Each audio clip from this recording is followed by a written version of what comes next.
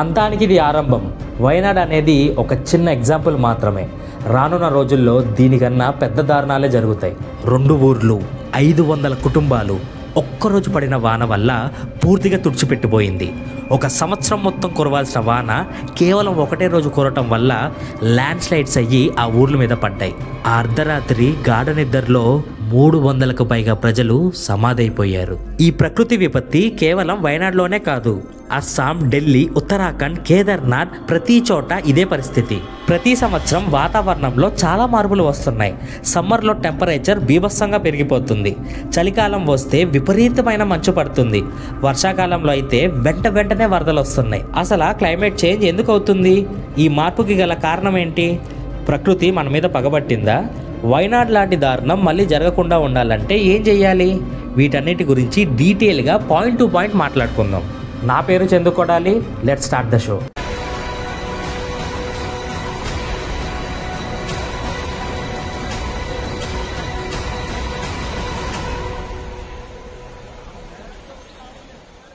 అసలు ఈ sudden floods, high temperature లాంటి క్లైమేట్ చేంజెస్ ఎందుకు వస్తున్నాయి?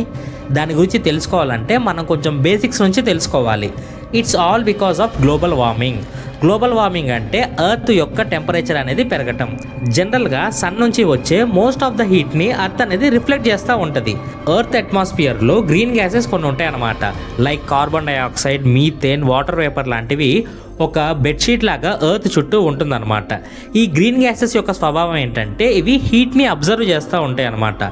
సో ఆ సన్ నుంచి వచ్చిన హీట్ని ఇవి అబ్జర్వ్ చేసుకుని ఒక బ్లాంకెట్ లాగా ఎర్త్ చుట్టూ మొత్తం ఫామ్ అయి ఉంటుంది. ఇక్కడ దాకా అంతా బాగానే ఉంది. కానీ ఎప్పుడైతే ఇండస్ట్రియల్ రెవల్యూషన్ స్టార్ట్ అయిందో అప్పుడు ప్రజలు ఫాజిల్ ఫ్యూయల్స్ లైక్ పెట్రోల్ని, కోల్ని, ఆయిల్ లాంటి వాటిని బర్న్ చేయటం స్టార్ట్ చేశారనమాట. దీనివల్ల అట్మాస్ఫియర్లో గ్రీన్ హౌసెస్ గ్యాసెస్ అనేవి చాలా పెరిగిపోయాయి. దానివల్ల ఎర్త్ టెంపరేచర్ అనేది చాలా ర్యాపిడ్గా పెరిగిపోవడం స్టార్ట్ అయింది. దీనివల్ల సముద్రాల యొక్క టెంపరేచర్ కూడా బీభత్సంగా పెరిగిపోతున్నాయి. దానివల్ల సడన్ రెయిన్ఫాల్, మ్యాసివ్ ఫ్లడ్స్, సునామీలు లాంటివి వస్తూ ఉంటున్నాయి. కేరళలో ఇలాంటి ఇన్సిడెంట్స్ ప్రతి సంవత్సరం జరుగుతూనే ఉన్నాయి.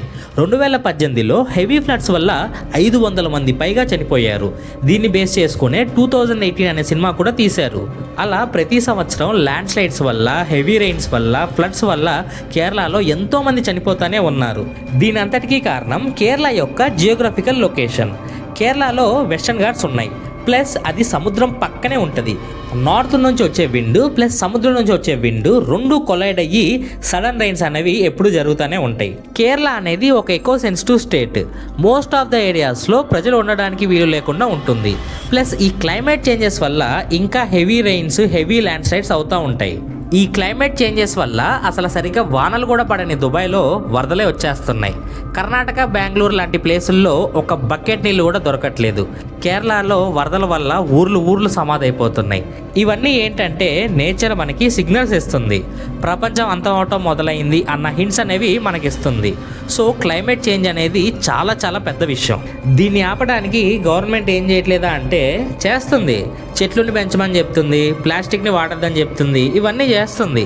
కానీ సేమ్ ఇదే గవర్నమెంట్ కొండల్ని పగలు కొట్టేసుకుని దాని మధ్యలో నుంచి రోడ్లు వేసేస్తూ ఉంటుంది. అసలు చాలా పొల్యూటెడ్ ఇండస్ట్రీస్ కూడా ఇవి ఫారెస్ట్ మధ్యలో పర్మిషన్స్ ఇస్తుంది. లడాక్ క్లైమేట్ యాక్టివిస్ట్ సోనం వాంగ్చుక్ లడాక్ నాశనం అయిపోతుంది, కాపాడండి అని 21 రోజులు నిరాహార దీక్ష చేశాడు. కానీ ఏం యూజ్ లేదు. ఫైనల్గా ఈ క్లైమేట్ చేంజెస్ అవ్వకుండా ఉండాలంటే ఏం చేయాలి? వయనాడ్ లాంటి ప్రకృతి విపత్తులు మళ్ళీ జరగకుండా ఉండాలంటే ఏం చేయాలి?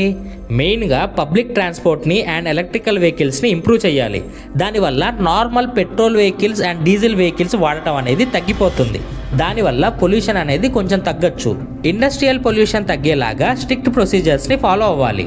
మోస్ట్లీ డీఫారెస్టేషన్ అనేది జరగకుండా ఆపాలి. అలానే ఎక్కువ చెట్లను పెంచాలి. హెవీ రెయిన్స్ వచ్చినప్పుడు గవర్నమెంట్ యాక్టివ్గా వర్క్ చేసి అయ్యే లాస్ని తగ్గించడానికి ప్రయత్నించాలి. ఇలానే ఉంటే రానున్న రోజుల్లో మన భూమి కూడా కల్కి సినిమాలో చూపించిన విధంగా తయారైపోతుంది. సో జాగ్రత్త. మీకు ఈ వీడియో నచ్చితే ఫ్రెండ్స్ అండ్ ఫ్యామిలీకి షేర్ చేయండి. Thank you.